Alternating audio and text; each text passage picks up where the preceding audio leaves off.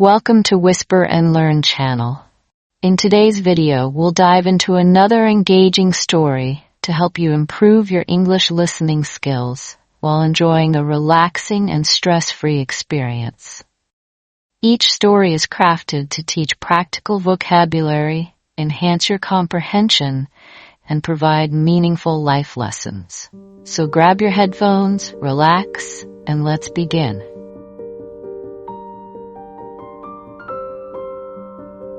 Mark Sullivan sat on the edge of his bed, staring at the rejection email glowing on his laptop screen. It was the fourth one that week. We regret to inform you. The words blurred as tears welled in his eyes. He had poured his heart and countless sleepless nights into designing his app, and once again, it wasn't enough. At 28, Mark felt like a failure. Mark's dream was clear. He wanted to build a revolutionary fitness app that combined fun and functionality.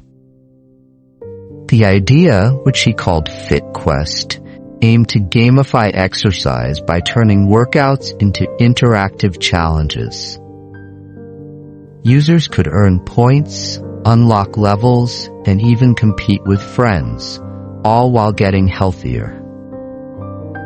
To Mark, it wasn't just an app, it was a way to help people embrace fitness through creativity and community. But the road to making FitQuest a reality had been riddled with obstacles. Mark's journey began with unbridled enthusiasm. Fresh out of college with a degree in computer science, he turned down a stable job offer to pursue his vision. The first few months were exhilarating. He designed prototypes, ran beta tests, and even managed to attract a small group of early adopters who seemed excited about the concept. But as the initial excitement wore off, challenges began to mount. The app's interface received mixed reviews, with users finding it clunky and difficult to navigate. Downloads stalled after the first wave, and Mark struggled to secure funding. Investors dismissed his pitches, saying the market was oversaturated or that the app lacked a unique edge. Each rejection felt like a blow. By the time the fourth rejection email arrived, Mark's confidence was in tatters. His bills were piling up, and the marketing job he'd taken to stay afloat felt like a daily reminder of his unmet potential. The voice in his head grew louder. Maybe you're just not cut out for this. One rainy evening, Mark sat at a coffee shop, his laptop open but untouched. Across from him sat his older sister, Emily. She was the practical one, the steady rock of the family, and someone who always seemed to have her life together. Mark had called her in desperation. "I just don't get it," he said, running a hand through his messy hair. "I've failed at everything I've tried. The app, the pitches, everything." Emily sipped her tea thoughtfully before replying. "Mark, you're not failing, you're learning." He scoffed. "That's just something people say to make failure sound less terrible." "No, it's true," she said firmly. "Think about it. Every time something didn't work, you figured out why, didn't you? You adjusted. You tried again. That's progress." Mark shook his head, unconvinced. Progress doesn't pay the bills. Emily leaned forward, her voice softening. Do you know how many times Thomas Edison failed before inventing the light bulb? Thousands. And when someone asked him about it, he said he didn't fail. He just found thousands of ways that didn't work. For the first time in weeks, Mark felt a glimmer of hope. Could failure really be part of the process? Over the next few weeks, Mark decided to shift his perspective. Instead of viewing his failures as dead ends, he began treating them as data points. Pieces of a larger puzzle he was trying to solve. He revisited every rejection email, taking note of common themes in the feedback. He reanalyzed his app's design and user experience, identifying areas where it could be improved. Mark also started reaching out to mentors in the tech industry, something he had been too embarrassed to do before. To his surprise, many were willing to help. One particularly impactful conversation was with Sarah, a successful app developer who had once been in Mark's shoes. "The first app I ever built was a complete disaster," Sarah admitted with a laugh during their video call. "But here's what I learned. You have to listen to your users. The app isn't for you.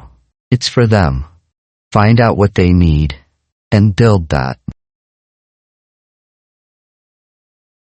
Taking Sarah's advice to heart, Mark launched a survey to gather feedback from potential users. The responses were eye-opening. He realized that while people liked the concept of gamifying fitness, they found the interface confusing and the reward system unmotivating. Armed with this insight, Mark went back to the drawing board. Just as Mark began making progress, something happened. His father, who had always been his biggest supporter, suffered a heart attack.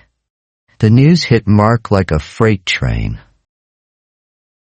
He rushed to the hospital, where his family gathered in anxious silence. His father had always been his source of encouragement, the one who believed in his dream when Mark doubted himself. Seeing him hooked up to machines, fragile and weak, was a shock that shattered Mark's world. For days, Mark's life revolved around his father's recovery. He spent countless hours in the hospital, sitting by his father's bedside and reflecting on the fragility of life. He thought about his own health, which he had neglected during his obsessive work on FitQuest. Skipping meals, surviving on coffee, and staying up late to code had taken a toll on his body. The crisis forced Mark to confront the trade-offs he had been making. One evening, as his father drifted off to sleep, Mark walked down to the hospital cafeteria. He sat alone, staring at his reflection in the window. His mind raced with questions. What am I doing? What if I'm pushing so hard that I miss the moments that matter most? That night, Mark made a decision. He would prioritize balance in his life. His father's health scare was a wake-up call that success wouldn't mean anything if he sacrificed his well-being and relationships along the way. Failure, he realized, wasn't just about business. It was about life, and how he chose to move forward after falling. Just as his father began to recover, another challenge arose. Mark discovered that a competitor had launched a fitness app with a strikingly similar concept to FitQuest. The app was gaining traction quickly, boasting a polished interface and an aggressive marketing campaign. Mark felt his heart sink. How could he compete against a team with more resources and a head start? At first, Mark was overwhelmed. He spent nights comparing his app to theirs, scrutinizing every feature. The doubt crept back in. Maybe this is the final nail in the coffin. But as he dug deeper, he noticed flaws in the competitor's design. Users complained about bugs, lack of customization, and a reward system that felt hollow. This realization sparked a new resolve in Mark. They may have launched first, he thought, but I can launch better. Mark returned to his drawing board with a renewed sense of purpose. He refined FitQuest's features, ensuring that every element was user-centric. He implemented customizable rewards, allowing users to set personal goals and earn meaningful incentives. He also added social features that encouraged users to connect and compete with friends, fostering a sense of community that the competitor's app lacked. Mark also leaned into the lessons he had learned from his father's health scare. He created a schedule that prioritized balance. Mornings were for jogging and reflection, afternoons for work, and evenings for reconnecting with family and friends. These moments of self-care not only improved his physical health, but also sharpened his creativity and decision-making.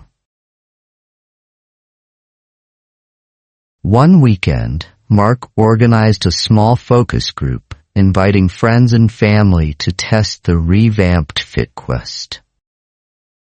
Their feedback was invaluable, highlighting both strengths and areas for improvement. It was during this session that Mark's father, still recovering but in good spirits, surprised him by participating. "This is good, Mark," his father said, smiling as he navigated the app.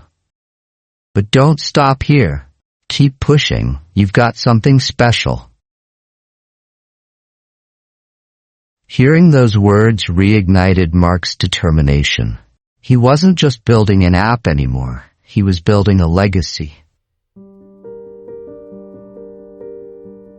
Months later, Mark relaunched FitQuest. To his astonishment, it took off. The new features resonated deeply with users, and the App Store was soon filled with glowing reviews. FitQuest wasn't just another fitness app. It was a platform that connected people, motivated them, and made exercise fun. One day, Mark received an email that would change everything. A major fitness brand had noticed FitQuest and wanted to discuss a partnership. They proposed integrating the app into their ecosystem, offering exclusive challenges and rewards for their members. Mark could hardly believe it. This was the validation he had dreamed of, proof that every failure, every setback, and every long night had been worth it. Standing in his small apartment, reading the partnership agreement, Mark felt a wave of emotion. The walls of the room seemed to fade as memories flooded in. He thought back to the nights he'd spent coding until dawn, the rejection emails that crushed his spirit, and the tears he'd shed when his father was in the hospital. He also remembered the moments of clarity, the lessons learned, and the resilience he'd built through every trial. This wasn't just about the app anymore. It was about who he had become through the process. Mark's success wasn't sudden. It was earned. It was the culmination of every failure he had faced and every decision to keep moving forward. Each rejection, each setback, had sharpened his vision and strengthened his resolve. He signed the partnership agreement with a steady hand, knowing this was just the beginning of a new chapter. The partnership brought opportunities Mark had only dreamed of: larger audiences, global reach, and a chance to truly impact lives. But what meant the most was the realization that his journey, with all its detours and difficulties, had prepared him for this moment. Mark's journey taught him a powerful truth. Failure isn't the opposite of success. It's part of it. Every misstep, every setback, and every disappointment carries a lesson, if you're willing to look for it. Failing forward means embracing those lessons, using them to grow, and understanding that the road to success is rarely a straight line. Today, Mark shares his story at conferences and on social media, encouraging others to reframe how they see failure. He's become a mentor to aspiring entrepreneurs, reminding them that their struggles are not signs of inadequacy, but stepping stones to growth. His message is simple but profound. Every failure matters. Every failure teaches. And every failure brings you closer to where you're meant to be. Thank you for listening to this story on Whisper and Learn channel. We hope you enjoyed it and learned something valuable today. If you liked this video, don't forget to like, comment, and subscribe for more stories that make learning English fun and effective. Let us know in the comments what you think of this story or what topics you'd like to hear next. See you in the next video. Happy learning!